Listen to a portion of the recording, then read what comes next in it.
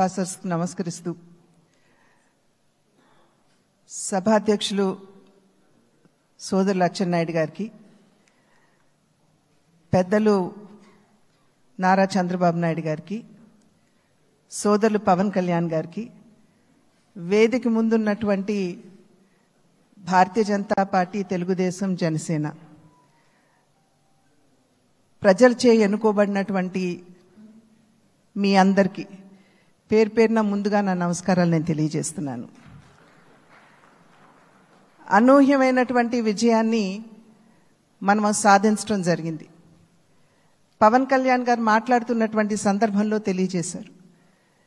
ఏ విధంగా ఢిల్లీలో మేము కూర్చున్నటువంటి సందర్భంలో ఆంధ్ర రాష్ట్రంలో జరిగినటువంటి ఎన్నిక జరిగిన తీరు మాత్రమే కాదు, 3 పార్టీల మధ్య ఏర్పడినటువంటి సమన్వయం ఒక రకంగా యావత్ భారతదేశానికి కూడా ఇది ఒక ఎగ్జాంపులరీ ఎగ్జాంపుల్గా నిలవాలి అని చెప్పి ఢిల్లీలో మాట్లాడుకున్నటువంటి మాట. అటువంటి సందర్భంలో కేవలం ఇక్కడ ఉన్నటువంటి నాయకులకి మాత్రమే కాకుండా ఈ 3 పార్టీలకి సంబంధించినటువంటి ప్రతి కార్యకర్తకి పేరు పేరున నేను శిరస్సు వంచి నా నమస్కారాలు తెలియజేస్తున్నాను. అదేవిధంగా తెలుగు ప్రజలు గడిచిన 5 సంవత్సరాల కాలంలో వారు ఎదుర్కొన్నటువంటి సమస్యలు, ఒక విధ్వంసకర పాలన, విద్వేషపూరిత పాలన, కక్షపూరితమైనటువంటి పాలన ఎదుర్కొన్నటువంటి సందర్భంలో అభివృద్ధి అన్న పదానికి అసలు అర్థం లేకుండా పోయినటువంటి నేపథ్యంలో సంక్షేమం, నిజమైనటువంటి సంక్షేమం అన్నది ప్రజలు దూరమైనటువంటి సందర్భంలో విసిగి వేసారిపోయినటువంటి ప్రజలందరూ కూడా మనం ఊహించలేదు. ఇంతటి ఘనమైన విజయం మనం సాధించగలమని చెప్పి మనం ఊహించలేదు. ఖచ్చితంగా అధికారంలోకి వస్తాము అనేటువంటి భావన ప్రతి ఒక్కరిలో ఉన్నప్పటికీ, ప్రతి నాయకుడికి వచ్చినటువంటి మెజారిటీని ఒక్కసారి మనం చూసినట్లయితే ప్రజలు ఒక కసితోటి ఎట్లాగైనా సరే ఈ యొక్క ప్రజా వ్యతిరేక పాలనకి అంతం పొందించాలి, జగన్మోహన్ రెడ్డి అనేటువంటి ఒక రాక్షసుడు ఎవరైతే పరిపాలిస్తున్నారో ఇంటికి పంపించాలి అనేటువంటి భావన ఏదైతే వారి మనసులో కరుడుగట్టి ఉన్నదో అది వారు బయటికి చెప్పకనే వారు ఓటు మాధ్యమంగా తెలిపినటువంటి నేపథ్యంలో వారందరికీ కూడా, తెలుగు ప్రజలందరికీ కూడా నా ధన్యవాదాలు నేను తెలియజేస్తున్నాను.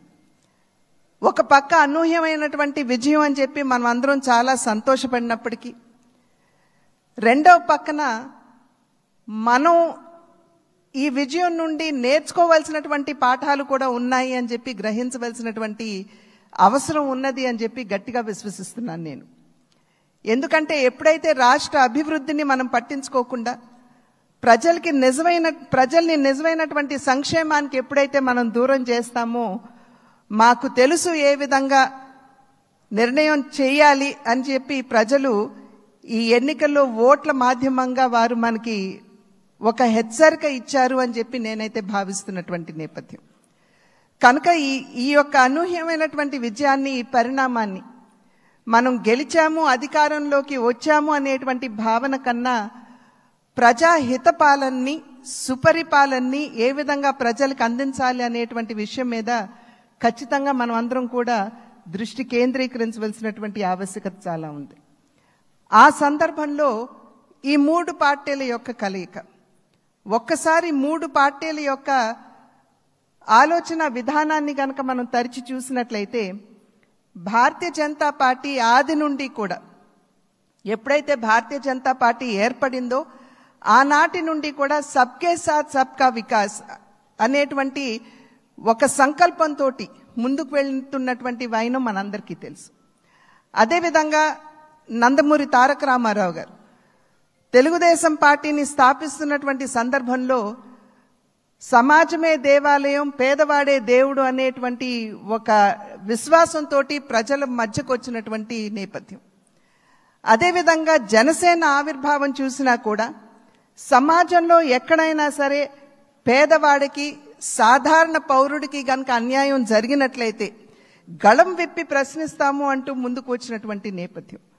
కనుక ఈ 3 పార్టీల యొక్క ఆవిర్భావం, వారి యొక్క ఆలోచన విధానం చూసినట్లయితే ఒకే దిశలో ఒకే రకంగా ఉన్నటువంటి విషయాన్ని మనం గమనించాలి.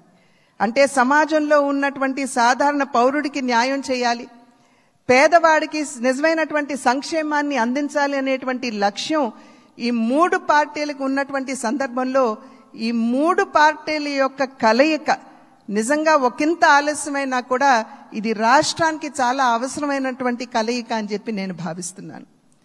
మరి నేను అనేక సందర్భాల్లో చెప్తూ ఉంటాను, ఈ 3 పార్టీల యొక్క కలయిక చూసినప్పుడు ఒక త్రివేణి సంగమాన్ని మనం చూస్తున్నట్టుగా మనం భావించవలసినటువంటి నేపథ్యం.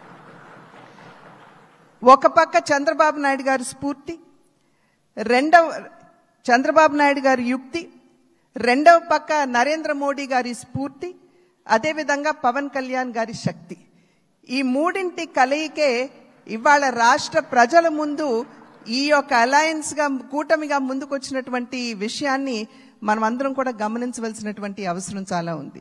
ఇందాక చెప్పినట్లుగా ప్రజా సంక్షేమ పాలనని, సుపరిపాలనని ఏ విధంగా ప్రజలకు అందించాలి అనేటువంటి విషయం మీద దృష్టి పెడుతూ కక్షపూరితంగా ముందుకు వెళ్లకుండా మనం కూడా మన కార్యకర్తలకి తెలియజేస్తూ వారిని కూడా ఒకంత శాంతింపపరుస్తూ, ఎందుకంటే గడిచిన 5 సంవత్సరాల కాలం వారు ఎదుర్కొన్నటువంటి సమస్యలు ఏదైతే ఉన్నాయో, ఇబ్బందులు ఏవైతే ఉన్నాయో వాటి నేపథ్యంలో ఒకంత అత్యుత్సాహం కావచ్చు ముందుకు వచ్చి మరి ఏ విధంగా మనం ముందుకు వెళ్ళాలి అనేటువంటి అంశం మీద దృష్టి సారిస్తున్నటువంటి సందర్భంలో మనం సంయమనాన్ని పాటించడం మాత్రమే కాకుండా మన కార్యకర్తలు కూడా మనం సమయాన్ని పాటించవలసినటువంటి ఆవశ్యకతని వారందరికీ తెలియజేయవలసినటువంటి బాధ్యత మన మీద ఉన్నది అని చెప్పి తెలియజేస్తూ, ఏదైతే ఇప్పుడు సోదరులు పవన్ కళ్యాణ్ గారు మరి ప్రతిపాదించారు చంద్రబాబు నాయుడు గారిని మన నాయకుడిగా ఎన్నుకోవటం,